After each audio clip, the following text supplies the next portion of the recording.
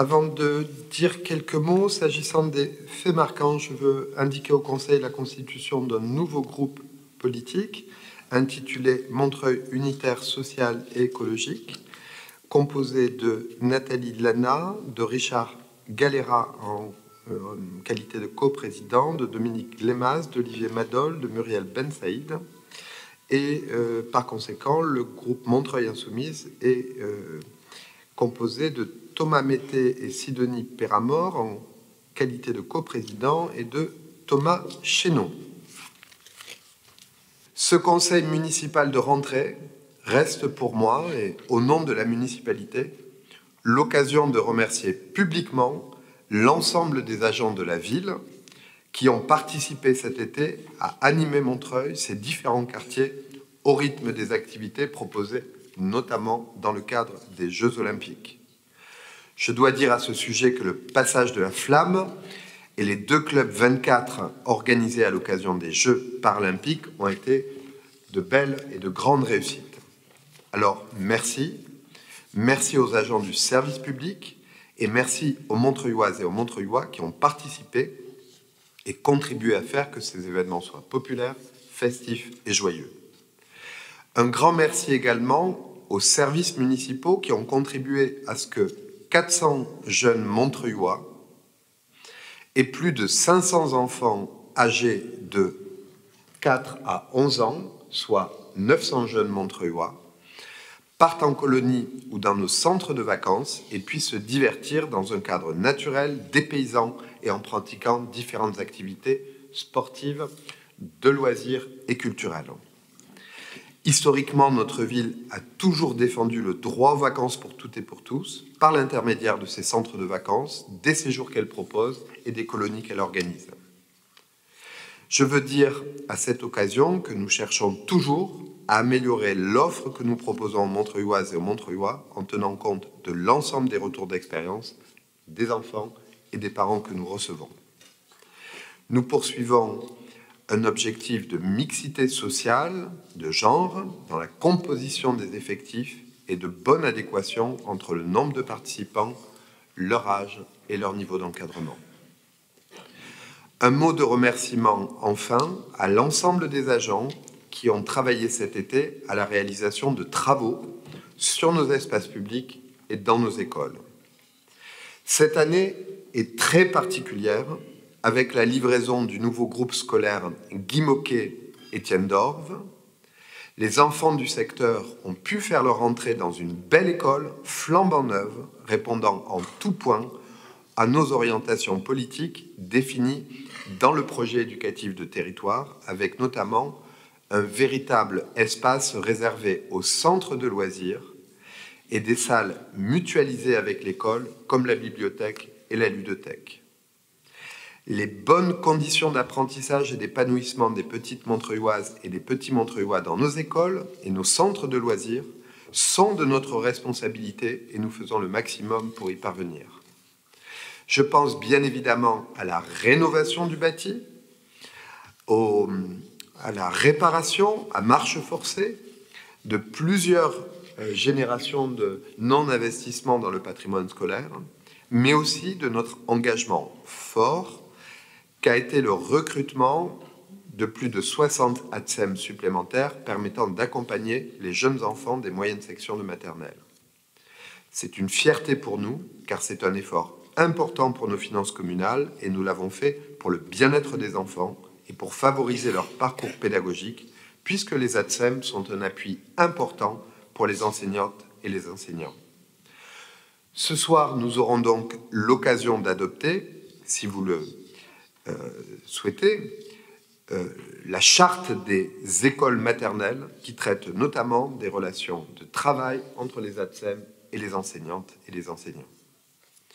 Cette année est aussi très particulière avec la rénovation et la création du groupe scolaire Voltaire Héritier et du centre de loisirs attenant effectué par notre atelier municipal dont je salue le travail et qui est une conséquence de la refonte de la carte scolaire dans le Bas-Montreuil que nous avons voté cette année du fait de l'évolution des effectifs dans les classes observées et par la prospective scolaire. Vous vous en souvenez, il y a quelques mois, c'est en responsabilité que nous prenions la décision difficile de fermer l'école maternelle Louis Aragon. La fermeture est désormais effective depuis cette rentrée et j'ai le plaisir de vous annoncer que dès les vacances de la Toussaint, avec l'IME Les Enfants Terribles et avec le soutien d'Est Ensemble Habitat, nous ouvrirons une structure de répit pour les aidants qui permet aux enfants autistes sans solution d'être accueillis en centre de loisirs. C'est une structure rare, innovante, qui permet à la fois aux enfants d'être accueillis et aux aidants, aux parents, de souffler. Nous travaillons également à agrandir cette offre médico-éducative dans les prochains mois sur cette ancienne école. Daniel Kreshkadek et moi-même aurons l'occasion de revenir devant vous pour vous informer des nouveaux engagements. Je suis ainsi très heureux de dire et d'annoncer que nous avons tenu très rapidement les engagements que nous avons pris s'agissant de la vocation éducative de l'école Aragon. Dans quelques instants, Daniel Kreshkadek vous présentera le rapport de la Commission communale pour l'accessibilité et détaillera les réalisations concrètes. Pour ma part, je souhaite prendre l'exemple du projet sur Louis Aragon pour illustrer notre action visant à rendre notre ville plus inclusive, car j'ai la conviction que notre devoir en tant que municipalité, que l'ensemble des personnes en situation de handicap cessent d'être invisibilité, qu'elles aient accès à des structures collectives, puissent participer à la vie citoyenne et vivent notre ville comme tout le monde, c'est-à-dire qu'elles ne soient pas elles-mêmes dépendantes de ce que notre société, nos bâtiments, nos moyens de transport, nos espaces publics leur imposent. Nous tentons d'y répondre sur le volet bâtimentaire avec la réouverture de 2 équipements publics d'Est Ensemble que sont notre piscine Maurice Thorez depuis le 2 septembre et notre conservatoire Pina Bosch à partir du 30 septembre. Les travaux de rénovation ont permis la mise en accessibilité de l'ensemble des espaces dans les 2 structures et pour la piscine de créer de nouveaux créneaux, notamment pour les enfants porteurs de handicap, mais nous avons conscience qu'il faut adapter aussi sur les enjeux de piscine la proposition que nous faisons, notamment pour l'apprentissage pour un certain nombre d'enfants, de jeunes et d'ailleurs d'adultes. Je vous donne d'ailleurs rendez-vous ce samedi à 17h pour inaugurer ensemble notre piscine rénovée et les 22 et 23 novembre prochains pour inaugurer notre conservatoire. Je parle sous votre contrôle. Alexis Lorca, il est vraiment... il a fait peau neuve et il est vraiment dans une situation superbe que les Montreuilloises et les Montreuillois découvriront. Nous tentons aussi d'y répondre sur l'espace public avec le projet de réaménagement global de la Croix de Chavaux qui va démarrer dans quelques semaines et qui vise notamment à ce que les personnes en situation de handicap puissent circuler librement, je dirais, dans la droite ligne de ce qui a pu être fait sur la place Jean Jaurès et autour de Gabriel Péry. Le projet a été conçu à chaque phase stratégique en concertation avec la Commission communale d'accessibilité. Ce sont par exemple les marches exploratoires avec des personnes en situation de handicap, elles-mêmes porteuses, avec des personnes elles-mêmes porteuses de handicaps différents qui permettent de prendre en compte leur situation dans le projet d'aménagement. Et cela inclut les changements d'usage, notamment pour les personnes ayant des déficiences visuelles qui ont l'habitude de se rendre d'un point A à un point B. Le projet prévoit pendant la phase de travaux, puis une fois la livraison effectuée, d'accompagner ce changement d'habitude et de pratique. Au-delà même de la question de l'accessibilité, le réaménagement de la Croix de Chavaux pour sa partie sud fera la part belle à un nouvel espace piétonnisé et arboré qui répond à l'orientation que nous nous sommes donnée pour ce mandat d'anticiper le réchauffement climatique et de rendre notre ville vivable dans un futur plus chaud. C'est en ce sens que nous avons lancé aussi un second projet important dans cette fin de mandat, avec le Grand Chemin, dont la convention de travaux avec Est Ensemble est également à l'ordre du jour de notre conseil municipal. Ce projet est amené à transformer radicalement une partie de notre ville, un circuit arboré, apaisé, qui présentera des voiries, des réseaux et un éclairage public rénové. Le dernier sujet à l'ordre du jour de notre conseil que je souhaitais évoquer concerne l'assurance multirisque habitation communale. Nous avons appris hier que l'ensemble des assurances auto, habitation et santé allait augmenter de 10 à 15% l'année prochaine. Dans ce contexte, et dans un contexte post-inflationniste où le pouvoir d'achat n'a toujours pas rattrapé son retard sur les prix, nous proposons aux Montreuilloises et aux Montreuillois, si le conseil municipal et le conseil d'administration du CCAS le décident, une offre d'assurance habitation en lien avec la mutuelle fraternelle d'assurance à des prix de départ négociés et avec des limites d'augmentation annuelle négociées également. Cette nouvelle offre vient compléter l'offre de mutuelle santé et, je l'espère, permettra à un plus grand nombre de nos habitantes et de nos habitants d'être couverts par une assurance santé et habitation. C'est en tout cas l'objectif que nous poursuivons dans un objectif de justice sociale.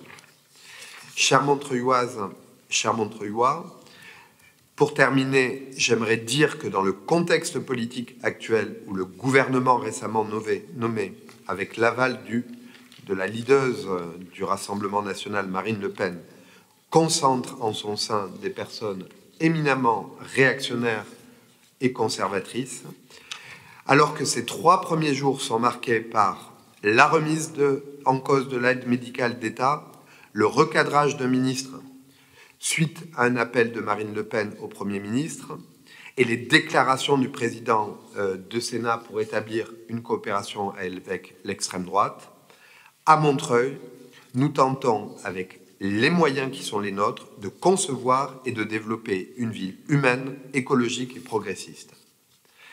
Alors que sont annoncées depuis plusieurs semaines des coupes importantes dans le budget de l'État pour 2025, ciblant les recettes de fonctionnement des collectivités, ainsi que le nouveau ministre des Finances vient de le déclarer, en particulier la compensation à l'euro près de l'ancienne taxe d'habitation, nous sommes engagés comme municipalité, unie à présent depuis 10 ans, et au travail pour l'intérêt général montreuillois, à être pleinement mobilisés pour défendre l'action politique locale, les finances de nos services publics et les intérêts de nos habitantes et de nos habitants.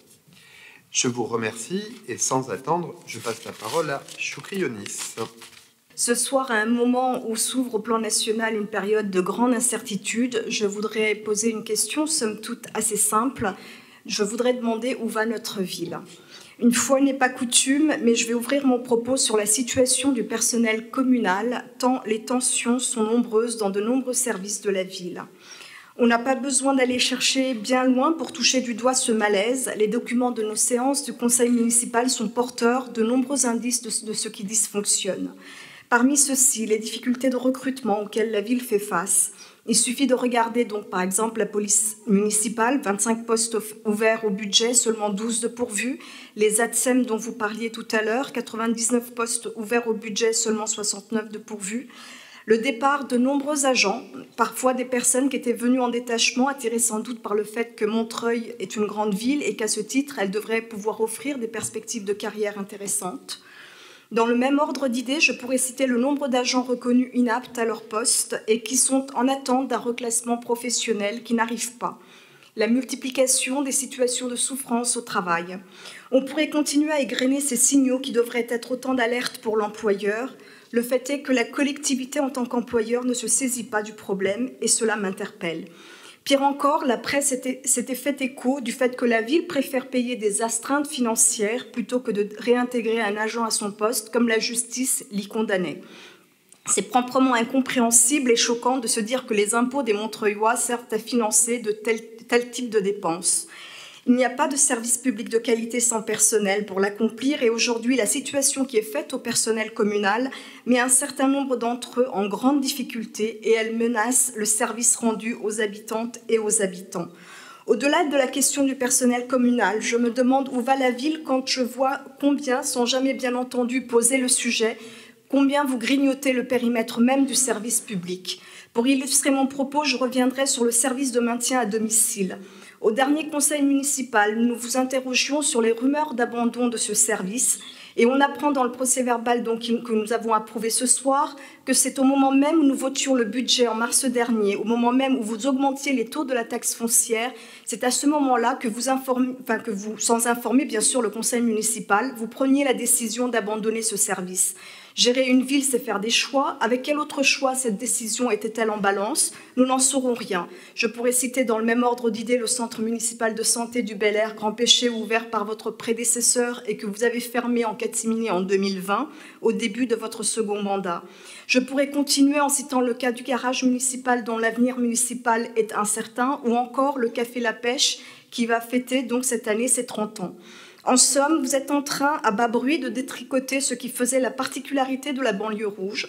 Sans l'assumer, vous êtes en train de déconstruire à bas bruit ces apports du communisme municipal que vos prédécesseurs ont habilement bâtis dans une période autrement plus hostile que celle que nous connaissons.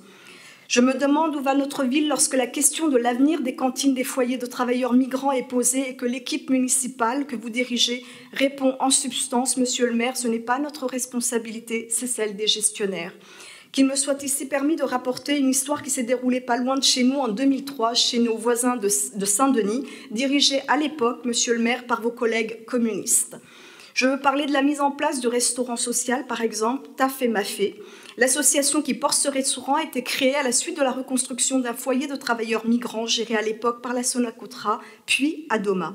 Aujourd'hui, ce restaurant est devenu un acteur majeur de l'insertion, délivrant 500 repas par jour. D'ailleurs, ce restaurant a été une telle réussite qu'en 2021, il a été bénéficiaire du plan France Relance en Seine-Saint-Denis au titre des associations luttant contre la pauvreté. On dit quand il y a de la volonté, il y a un chemin. Vos camarades à Saint-Denis, eux, avaient su trouver le chemin quand vous et votre majorité repoussez vers les gestionnaires de foyers celles et ceux qui vous sollicitent sur le sujet des cantines des foyers. Je me demande encore où va notre ville quand je vois que vous n'avez pas été en capacité d'anticiper le besoin en stationnement supplémentaire qu'allait générer l'arrivée de la ligne 11 à la Boissière. Pourtant, l'arrivée du métro était attendue et vous ne manquiez pas d'outils pour anticiper les aménagements de la ville. La convention avec l'établissement public foncier d'Île-de-France que vous avez évoqué tout à l'heure et que nous allons renouveler ce soir est précisément un de ces outils qui aurait pu permettre d'anticiper ces aménagements nécessaires. Faute d'avoir anticipé dans l'urgence et pour éviter l'engorgement du quartier, la solution trouvée a été de passer une partie du quartier en stationnement payant. Les habitantes et les habitants du quartier apprécieront. Pour conclure mon propos, je voudrais juste souligner le fait que gérer une ville, ce ne peut pas être que des beaux discours. Quelque sens cela peut avoir, de mobiliser du personnel communal en soirée et le week-end pour des conférences sur la paix et écrire une contribution de Montreuil à la paix dans le monde quand on n'arrive pas à s'occuper correctement de sa voirie municipale. Je crois qu'il faut que la communication cède le pas de manière urgente à l'action. Je vous remercie. Je commencerai par la fin de votre propos. Effectivement, nous avons depuis quelque temps un gouvernement qui, hélas, sans surprise, est considéré comme le plus à droite depuis un bon moment. À droite, réactionnaire, parce qu'on a rarement eu autant de personnes proches de la Manif pour tous aussi dans un gouvernement, et anti-écolo. Manifestement, pour ce gouvernement, l'avis du Rassemblement national compte plus que celui du Nouveau Front populaire qui pourtant était arrivé en tête des élections législatives. Et tout ça annonce, on le sait, entre autres, un plan de rigueur sans précédent depuis au moins quelques décennies. Plan de rigueur qui impactera évidemment l'ensemble des services publics, mais notamment les services publics locaux et les finances des collectivités locales. ce qui ne fera qu'aggraver la situation de territoires comme le nôtre. Dans ce contexte, et malgré vos grands discours, on ne voit plus ou on ne voit pas quel filet de protection est encore porté par une ville de la banlieue rouge qui, comme le disait ma collègue Choukri Younis, avait toujours su pallier aux défaillances de l'État et être là en protection des populations les plus précaires. Au-delà des sujets évoqués par ma collègue, on ne voit pas, en fait, à coups de griffes dans tout ce qui était le filet de sécurité sociale porté par la ville, que ce soit les centres de santé municipaux, l'aide à domicile ou des choses comme ça, ce que la ville est en train de faire. Et on a l'impression que le plan de rigueur local accompagne ou a précédé le plan de rigueur national. Vous vous félicitez de l'ouverture d'une nouvelle école tout en disant au passage que vous en avez fermé une. On apprend ce soir donc qu'il y aura donc un lieu de répit pour parents d'enfants autistes installé à la place de l'école qui a fermé à la rentrée. Mais quelle est la pérennité de ce dispositif? Nous n'en avons aucun détail. Si c'est quelque chose de précaire en attendant des travaux pour y voir fleurir, comme un peu partout dans la ville, un immeuble de standing, franchement, je ne vois pas très bien où est le gain pour la ville, sachant qu'en plus, la construction de l'école dont vous vous félicitez a été payée sur des crédits en rue qu'il va bien falloir reconstituer à un moment. S'agissant d'un autre projet sur lequel vous avez été d'ailleurs bien discret ce soir, les cantines, dont vous félicitiez du passage en régie publique, nous ne sommes toujours pas dans le syndicat Table Commune, donc nous avons juste un marché avec un prestataire dont nous avons déjà reçu un certain nombre de plaintes de parents sur la qualité, manifestement pas idéale, des prestations dans les cantines scolaires. Dans le même temps, l'espace public est de plus en plus abandonné. Chaque fois que vous vous félicitez finalement de choses qu'on peut applaudir nous aussi, derrière, la réalité est tout autre.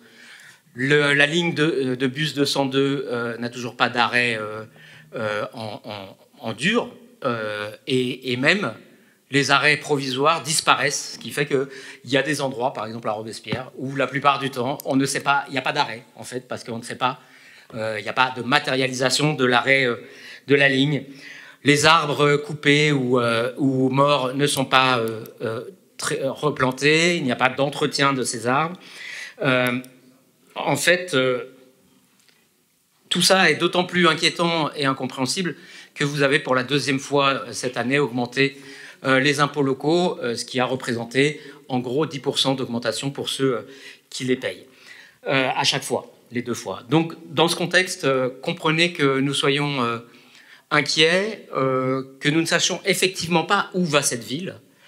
Peut-être en saurions-nous un peu plus, ou serions-nous peut-être un peu plus partie prenante de cela, si vous n'aviez pas décidé de faire élire avec les voix de la majorité dans la plupart des organismes comme le CCAS, l'OPH, l'Office public d'habitat ou la Société publique locale Résilience et Innovation, des membres de l'opposition de droite, que nous n'avons pas vu dans ce Conseil depuis des mois, pour ne pas dire, pour l'un d'entre eux depuis 2 ans, qui ne siègent pas plus dans ces organismes. Vous n'avez donc pas d'opposition dans ces organismes qui vous permet, en toute opacité, de continuer votre petit jeu. Je commencerai juste cette intervention en répondant à M. Cerne que vous aurez bientôt une présentation sur l'adhésion à Table Commune et que si cette adhésion n'a pas encore eu lieu, c'est tout simplement eu égard au règlement, au statut de cet organisme qui a besoin de faire délibérer dans chacune des communes adhérentes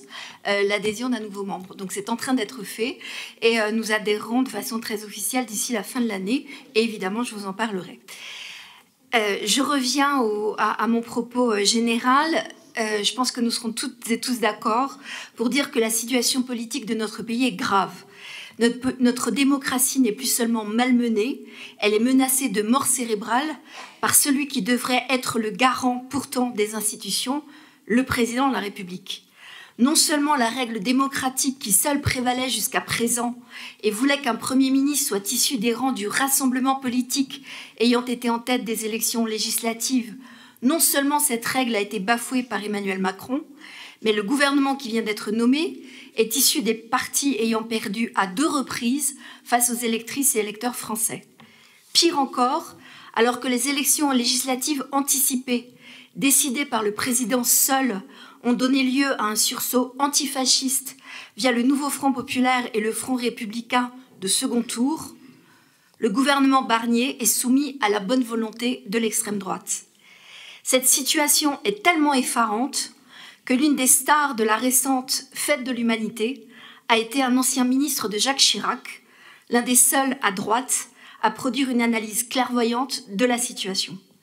Qui aurait pu prédire également qu'un ministre de l'Intérieur reprenant les thèses ignobles de Français de papier puisse rester avec la confiance du soi-disant arc républicain. C'est là le énième avatar politique sous le président Macron. Alors que partout en France et la semaine dernière à Montreuil, nous venons de fêter les 80 ans de la libération du joug de l'extrême droite européenne, cette situation est odieuse, révoltante. Et je ne peux m'empêcher de penser à toutes les résistantes et tous les résistants de 39-45 qui doivent se retourner dans leur tombe. Au plan économique, écologique et social, le président Macron et ses proches mettent aussi le pays dans une situation désastreuse. Et cela a des conséquences gravissimes pour nos collectivités. Permettez-moi d'appuyer sur les budgets dévolus aux transitions écologiques. Moins 35% de budget pour l'ADEME, soit 500 millions d'euros en moins. Moins 1,5 milliard d'euros pour le fonds vert. Couper aussi violemment dans ces budgets, c'est couper dans les projets locaux de transition, notamment le fonds chaleur, qui est un outil majeur de décarbonation des chauffages partout dans notre pays. Couper dans le fonds vert, c'est amputer la capacité des collectivités locales à rénover, financer des initiatives locales de transformation écologique de nos activités. Ces actions ont par exemple des conséquences dures sur l'action de nos agences locales de l'énergie et du climat, les ALEC. Comme vous le savez, grâce à vous, mes chers collègues, je suis présidente de la 2e plus grande ALEC d'Île-de-France, après Paris, MVE. Nous accompagnons les collectivités territoriales dont Montreuil et Est ensemble dans leur stratégie de transition énergétique. Nous sommes auprès des habitants qui nous sollicitent pour la rénovation énergétique de leur logement. Et grâce à l'inconséquence doublée d'ultralibéralisme des équipes macroniennes, pour la première fois de notre vie, c'est-à-dire depuis 26 ans, nous ne savons pas en cette fin septembre comment nous serons financés à partir du 1er janvier 2025. Le dispositif préexistant de l'État prend fin au 31 décembre 2024 et le dispositif à venir se fait toujours attendre. Ces règles de financement qui n'arrêtent pas de changer mettent en danger non seulement notre capacité à répondre à la demande des habitants, mais aussi l'emploi des 30 salariés de l'ALEC dévoués à la transition de nos territoires. Bien sûr, nous nous battons pour éviter le pire. Et bien sûr, je sais aussi pouvoir compter sur la solidarité de nos collectivités territoriales et de leurs élus, au premier rang desquels, vous, monsieur le maire, cher Patrice.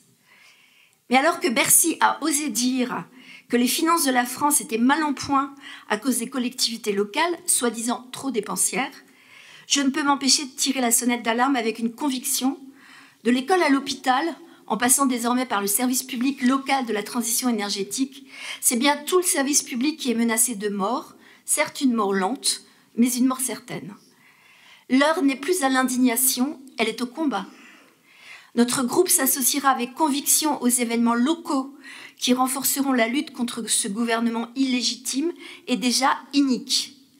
Au plan national, nous nous associerons à toutes les actions pour mettre en œuvre une 6e République vraiment démocratique, vraiment sociale, vraiment écologique. Le gouvernement Barnier n'a pas encore prononcé son discours de politique générale, mais a-t-on vraiment besoin d'un discours ? Prenons l'exemple du nouveau ministre de la fonction publique, M. Guillaume Kasbarian. Il nous vient du ministère du Logement et a à son actif une loi pour laquelle il s'est employé avec méthode à protéger les plus forts au détriment des plus faibles. Pensez-vous que sa nomination à la fonction publique soit une réponse au message envoyé par les Françaises et les Français sur le besoin de renforcer les services publics?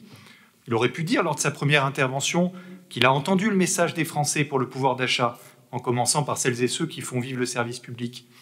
Il aurait pu dire lors de la passation de pouvoir « J'ai entendu également l'appel très large pour renforcer nos services publics de proximité, notre hôpital, notre école, notre justice. » En fait, pas du tout. Sa priorité à M. Kasbarian, c'est de débureaucratiser l'administration. On a hérité à ce poste d'un libertarien tendance Elon Musk qui n'a rien compris des urgences sur lesquelles les Français se sont pourtant clairement exprimés dans les urnes et attendent des réponses urgentes. L'urgence de M. Kasbarian, c'est de lutter contre le labyrinthe bureaucratique, de simplifier notre administration. Derrière le mot simplification, c'est une manière à peine masquée d'affirmer sa volonté de réduire le nombre de fonctionnaires et de dégrader encore plus la qualité du service public. Il faut dénoncer cette tartufferie. Tartufferie encore que le nouveau ministre de l'Intérieur, qui n'en peut plus de gesticuler, de donner des coups de menton. Il est venu à la Courneuve avant-hier pour saluer le travail des fonctionnaires de police qui ont été victimes d'un insupportable guet-apens. Pensez-vous qu'il soit venu en Seine-Saint-Denis, comme avant lui Nicolas Sarkozy à l'époque de l'épisode du Karcher, pour défendre l'égalité républicaine et la nécessité de recruter plus de policiers, pour qu'il y en ait autant pour les habitants à Montreuil qu'à Paris? Pensez-vous qu'il soit venu ici pour constater qu'à Bobigny, il y a moins de magistrats par habitant qu'à Paris ou ailleurs? Pensez-vous qu'il soit venu en Seine-Saint-Denis pour s'alarmer de la perte de chance que constitue le manque de remplacement de professeurs dans nos écoles? Pourquoi viennent-ils dans nos villes? Pour servir quel discours idéologique? Quelle caricature? Pour alimenter quel fantasme? Il faut dénoncer ces impostures. Il y a quelques semaines à peine, notre département accueillait des centaines de milliers de personnes à l'occasion des Jeux Olympiques dans ses équipements sportifs, ses parcs, le long de ses canaux. Tout s'est très bien déroulé parce qu'il y avait des agents du service public sur le terrain pour assurer la sécurité dans un climat d'une grande sérénité. Alors même que le discours de politique générale n'a pas encore eu lieu, nous sommes déjà écœurés d'entendre ces personnalités politiques venir s'essuyer les pieds sur les habitants de notre département pour illustrer un discours idéologique caricatural, paresseux, xénophobe, qui n'a d'autre objectif que de flatter Marine Le Pen, qui tient entre ses mains et au bout du combiné de son téléphone le destin de ce gouvernement. Nous nous dressons contre ces discours d'un autre temps qui méprisent le réel en s'attaquant toujours aux plus faibles. Quelle meilleure illustration que leur obsession de l'aide médicale d'État qu'ils veulent supprimer. Il n'y a pas un seul médecin qui leur dira que c'est une bonne idée. Les pays qui ont essayé sont tous revenus en arrière. Même leur spécialiste, Patrick Stefanini, qui a rendu un rapport il y a quelques mois pour dire, en des termes polis, que c'était une idée stupide. Oui, mais voilà, c'est une idée dans l'air du temps, celle qui détourne des vrais problèmes pour chercher parmi les plus humbles des boucs émissaires et préserver ainsi leurs privilèges. Non, ils n'ont aucune intention de répondre aux urgences sociales, celles du pouvoir d'achat, celle de l'urgence écologique, celle du délitement de notre service public. Et que dire de cette nouvelle ministre, Mme Laurence Garnier, un temps pressenti pour être ministre de la Famille et qui s'est prononcée contre l'interdiction des thérapies de conversion, entre autres. Donc siègent dans ce gouvernement des personnes qui considèrent que l'homosexualité est une maladie qu'il faut soigner. Pensez-vous qu'elle a été remerciée? Pas du tout, bien sûr. On lui a trouvé un autre poste dans ce gouvernement. Voilà, vous nous trouverez, nous toutes et tous ici présents, au-delà des rangs du Parti socialiste, pour nous dresser contre ces impostures et défendre les habitants de notre ville et notre service public. Je vous remercie. Les politiques publiques menées ces dernières années, souvent imposées par un gouvernement déconnecté des réalités locales, ont des impacts considérables sur nos finances locales et sur le quotidien de toutes et tous. La réduction des dotations de l'État, l'absence de soutien véritable pour nos projets structurants met à mal nos capacités d'agir. Cela fragilise nos territoires et pèse sur nos capacités à répondre aux besoins de nos concitoyennes et de nos concitoyens. Face à ces défis, il est illusoire d'attendre que ce nouveau gouvernement agisse en faveur des collectivités territoriales. Nous n'attendons rien de positif de sa part, tant son alliance avec l'extrême droite la plus rétrograde et réactionnaire ne fait plus aucun mystère. Le ministre de l'Intérieur, Bruno Retailleau, répète vouloir rétablir l'ordre et promet d'augmenter considérablement le nombre d'expulsions du territoire et dans le même temps de diminuer tout aussi considérablement le nombre de régularisations. Hier, le ministre de l'Économie, Antoine Armand, a exclu le Rassemblement national de l'Arc républicain des futures consultations qu'il va mener pour établir le budget. Le Premier ministre, Michel Barnier, a dans la minute et dans l'urgence recadré son ministre et appelé Marine Le Pen pour la rassurer. L'extrême droite en France cherche à nous plonger dans une société fondée sur la peur. Peur des étrangers, peur des femmes qui s'émancipent, peur de la différence et du progrès, une société renfermée sur elle-même où la division et la haine deviennent des outils de pouvoir au détriment des valeurs de liberté, d'égalité et de fraternité qui doivent nous unir. Les villes, qui sont le cœur de l'action publique locale, se retrouvent en première ligne. Sans moyens financiers suffisants, comment pouvons-nous poursuivre nos politiques de proximité, améliorer les services publics, investir dans la transition écologique ou garantir la sécurité et le bien-être de tous? Comme l'a indiqué Monsieur le maire, Montreuil ouvre des écoles, envoie ses enfants en vacances, investit dans l'accessibilité de la ville, rénove des installations sportives, apporte un réseau de soins et une mutuelle accessible, se bat pour une culture populaire de qualité, plante 5000 arbres. Oui, nous préparons la ville de demain. C'est pourquoi il était essentiel de nous unir. Montreuil le fait depuis 10 ans. Nous montrons une gauche unie, capable de diriger et forte de ses différentes sensibilités. Ensemble, nous avons le pouvoir d'agir. Unis, solidaires et déterminés, nous pourrons non seulement faire entendre nos voix, mais surtout construire des solutions concrètes, collectives pour l'avenir de Montreuil. L'union est notre force. Ensemble, nous pourrons défendre une politique publique juste au service du bien commun.